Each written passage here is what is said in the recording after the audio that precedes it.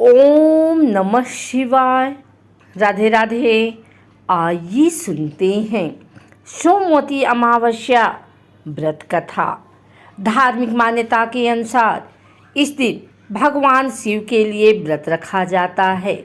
साथ ही यह अमावस्या सोमवार के दिन पड़ रही है, इसलिए यह अमावस्या बेहद महत्वपूर्ण हो गई है।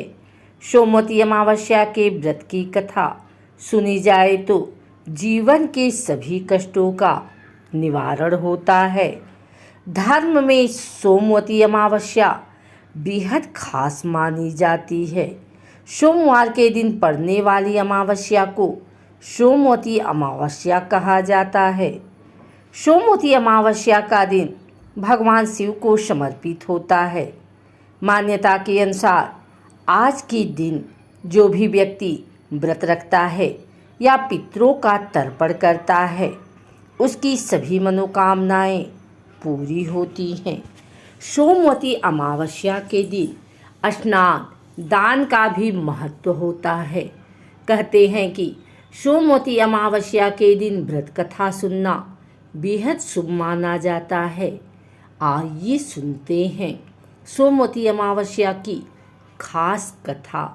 कथा के अनुसार एक गरीब ब्राह्मण परिवार था। परिवार में पति पत्नी और उनकी एक पुत्री थी। आयु के अनुसार पुत्री धीरे धीरे बड़ी होने लगी। बढ़ती उम्र के साथ उसमें स्त्रियों के गुणों का भी विकास होने लगा। वह बहुत ही सुंदर, सुशील और सर्वगुण संपन्न थी, लेकिन गरीब होने के कारण उसका विवाह नहीं हो पा रहा था। एक दिन उस ब्राह्मण के घर एक साधु महाराज पधारे। कन्या की सेवा से साधु महाराज का मन बहुत प्रसन्न हुआ। उन्होंने कन्या को लंबी उम्र का आशीर्वाद दिया और कहा कि इस कन्या के हथेली में विवाह का योग नहीं है। इस बात से चिंतित होकर ब्राह्मण परिवार ने साधु से उपाय पूछा कि कन्या ऐसा क्या करे कि उसके हाथ में विवाह योग बन जाए।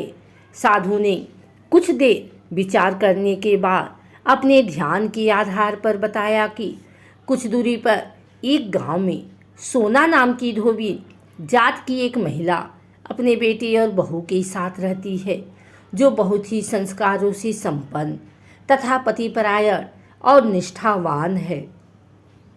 यदि एक कन्या उसकी सेवा करे तो इसके बुरे योग मिट सकते हैं। साधु ने यह भी कहा कि वह महिला कहीं आती जाती नहीं है। ये बात सुनकर ब्राह्मणी ने अपनी बेटी से धोबिन की सेवा करने की बात कही। अगले दिन कन्या प्रातःकाल ही उठकर सोना धोबिन के घर चली गई और वहां साफ सफाई और अन्य सारे कार्य करके अपने घर वापस आ जाती थी। एक दिन सोना धोबिन अपनी बहू से पूछती है कि तुम तो सुबह ही उठकर सारे काम कर लेती हो और पता भी नहीं चलता। बहू ने कहा, माँ जी, मैंने तो सोचा कि आप ही सुबह उठकर सारे काम खुद ही खत्म कर लेती हैं। मैं तो देर से उठती हूँ। इस पर दोनों सास बहू निगरानी करने लगी कि कौन है जो सुबह ही घर का सारा काम करके चला जाता है। कई दिनों के बाद धोबी ने देखा कि एक कन्या अंधेरी घर में आती है और सारी काम करने के बाद चली जाती है। जब वह जाने लगी तो सोना धोबिन उसके पैरों पर गिर पड़ी। पूछने लगी कि आप कौन हैं और इस तरह छुपकर मेरे घर में आकर क्यों काम करती हैं। तब कन्या ने साधु द्वारा कही गई सारी बात बताई। सोना धोबिन पतिपरायण थी, उसमें तेज था। वह इस बात के लिए मान गई। सोना धोबिन के पति थोड़ा अस्वस्थ थे। उसने अपने बहू से कहा, अपने लौट आने तक घर पर ही रहने को कहा। सोना धोबिन ने जैसे ही अपने मांग का सिंदूर उस कन्या की मांग में लगाया, उसका पति मर गया। उसी इस बात का पता चल गया। वह घर से निर्जल ही चली थी, ये सोचकर कि रास्ते में कहीं पीपल का पेड़ मिलेगा तो उसे भौरी देकर उसकी परिक्रमा करने के बाद ही जल ग्रहण करेगी। उस दिन सोमवती अमावस्या थी। ब्राह्मण के घर मिले पूरे पकवान की जगह उसने ईंट के टुकड़ों से 108 बार भौरी देकर पीपल के पेड़ की 108 बार परिक्रमा की और उसके बाद जल ग्रहण किया। ऐसा करते ही उसका पति वापस जीवित हो गया। इसलिए माना जाता है कि इस दिन व्रत आदि करने से पुण्य फल की प्राप्ति होती है। एक अन्य कथा के अनुसार प्राचीन काल में एक प्रतापी राजा थे। उनका एक बेटा और एक बहू थी। एक दिन बहू ने चोरी से मिठाई खा ली और नाम चूहे का लगा दिया, जिसकी वजह से चूहे को बहुत गुस्सा आ गया। उसने मन ही मन निश्चय किया कि चोर को राजा के सामने लेकर आऊँगा। एक दिन राजा के यहाँ कुछ मेहमान आए हुए थे। सभी मेहमान राजा के कमरे में सोए हुए थे। बदले की आग में जल रहे चूहे ने रानी की साड़ी ले जाकर उस कमरे में रख दी। जब सुबह मेहमानों की आंखें खुली और उन्होंने रानी का कपड़ा देखा तो हैरान रह गए। जब राजा को इस बात का पता चला तो उन्होंने अपनी बहू को महल से निकाल दिया। रानी रोज शाम में दिया जलाती और ज्वार उगाने का काम करती थी। रानी रोज पूजा करती थी, गुड़धानी का प्रसाद बांटती थी।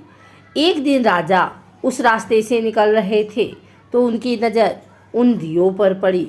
राजमहल लौटकर राजा ने सैनिकों को जंगल भेजा और कहा कि देख कर आओ वहाँ क्या चमत्कारी चीज थी। सैनिक जंगल में उस पीपल के पेड़ के नीचे गए। उन्होंने वहाँ देखा कि दिए आपस में बात कर रहे थे। सभी अपनी अपनी कहानी बता रहे थे। तभी एक शांत से दिए ने सभी से सवाल किया कि तुम भी अपनी कहानी बताओ। दिए ने बताया वह रानी का दिया है। उसने आगे बताया कि रानी के मिठाई चोरी करने के वजह से चूहे ने रानी की साड़ी मेहमानों के कमरे में रख दी और बेकसूर रानी को सजा मिल गई। यह सारी बातचीत सैनिकों ने महल में आकर राजा को बताई, जिसके बाद राजा ने रानी को माफ़ कर दिया और महल वापस बुला लिया। सोमवती अमावस्या सबकी मनोकामना पूरी करती है। अगर आपको हमारी वीडियो अच्छी लगी हो तो इसे लाइक करें, कमेंट करें, शेयर करें। हमारे चैनल को सब्सक्राइब करके बेल नोटिफिकेशन ऑल पर सेट कर लें ताकि आगे आने वाली वीडियो सबसे पहले आप तक पहुंच सके। धन्यवाद।